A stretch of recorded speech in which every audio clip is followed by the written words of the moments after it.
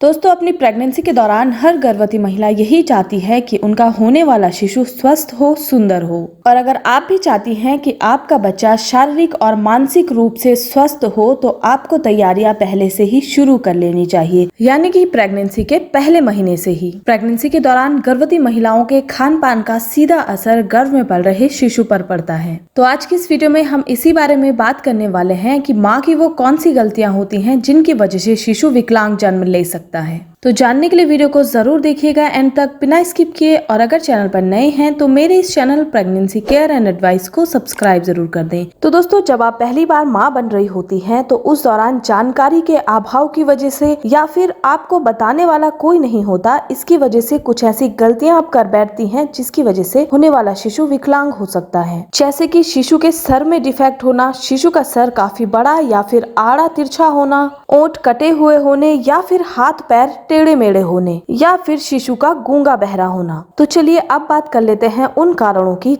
जिन कारणों की वजह से शिशु विकलांग पैदा हो सकता है। सबसे पहला कारण है प्रेगनेंसी के दौरान माँ के शरीर में कैल्शियम और विटामिन डी की कमी होना। प्रेगनेंसी के दौरान गर्भवती महिलाओं के लिए कैल्शियम और विटामिन डी बहुत ज्यादा जरूरी होता है और प्रेगनेंसी के दौरान अगर गर्भवती महिलाओं के शरीर में विटामिन डी और कैल्शियम की कमी हो जाती है तो ऐसे में शिशु की हड्डियों का विकास सही से नहीं हो पाता, जिस कारण आपके होने वाले शिशु के हाथों और पैरों में विकलांगता के चांसेस बढ़ जाते हैं। इसलिए डॉक्टर्स प्रेगनेंसी के दौरान गर्भवती महिलाओं को कैल्शियम की गोलियों का सेवन करने के लिए कहते हैं। इसलिए आपके डॉक्टर्स आपको जो भी मेडिसिन प्रेगनेंसी के दौरान देते हैं, चाहे वो फॉलिक एसिड हो, कैल्शियम हो या फिर आयरन हो, ये आपको नियमित तौर पर लेनी चाहिए। इसके अलावा गर्भवती महिलाओं को प्राकृतिक रूप से भी विटामिन डी जरूर लेना चाहिए, जो कि हमें सूरज से मिलता है। इसलिए गर्भवती महिलाओं को कम से कम डेली सुबह के आधे घंटे धूप में जरूर बैठना चाहिए ताकि गर्भवती महिलाओं का शरीर विटामिन डी को अच्छे से एब्जॉर्ब कर सके और आपके शिशु का विकास अच्छे से हो सके।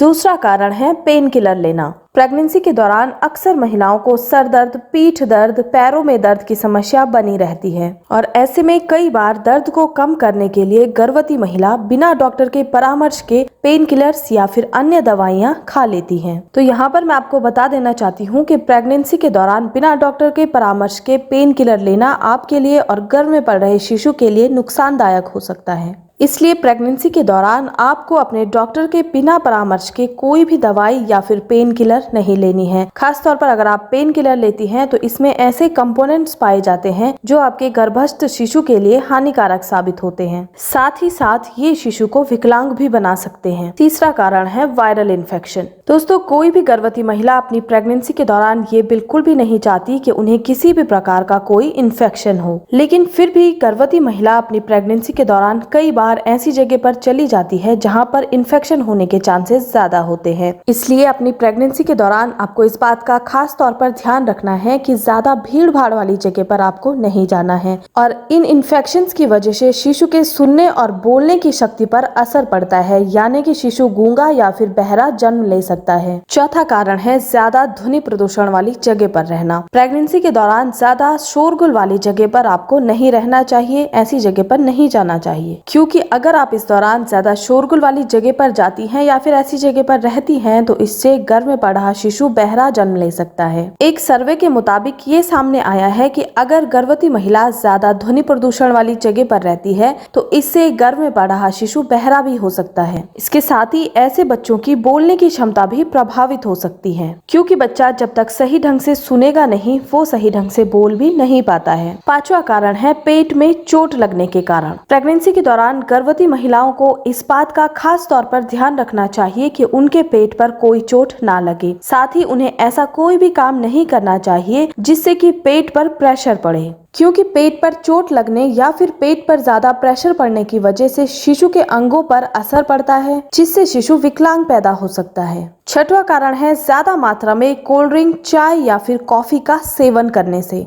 गर्भावस्था के दौरान अगर आप कम मात्रा में चाय, कॉफी या कोल्ड ड्रिंक का सेवन कर रही हैं तो इससे आपको या शिशु को कोई भी परेशानी नहीं होती है। लेकिन अगर आप अत्यधिक मात्रा में कोल्ड ड्रिंक, कॉफी या चाय का सेवन कर रही हैं तो इसका सीधा असर आपके गर्भ में पड़ रहे शिशु पर पड़ता है क्योंकि ज्यादा मात्रा में कोल्ड ड्रिंक, चाय या कॉफी पीने से प्लेसेंटा संबंधी समस्याएं हो सकती हैं। इससे सीधा असर शिशु के विकास पर पड़ता है और अगर शिशु का विकास गर्भ में ठीक से नहीं होता तो उसके विकलांग होने के चांसेस काफी ज्यादा होते हैं। तो दोस्तों, ये थे वो कुछ कारण जिनकी वजह से शिशु गर्भ में विकलांग हो सकता है, लेकिन इसके अन्य कारण भी हैं, जैसे कि अगर प्रेगनेंसी सही ढंग से ना हो तो। इसके अलावा ये आनुवंशिक भी हो सकता है और कभी कभी गर्भावस्था से पहले अगर गर्भवती महिलाओं को कोई बीमारी होती है तो उसकी वजह से भी शिशु विकलांग हो सकता है। तो दोस्तों, ये थी जानकारी कि शिशु विकलांग क्यों जन्म लेता है। मैं उम्मीद करती हूँ ये वीडियो आपके लिए यूजफुल होगी। वीडियो अगर आपको पसंद आती है तो वीडियो को लाइक शेयर जरूर करें।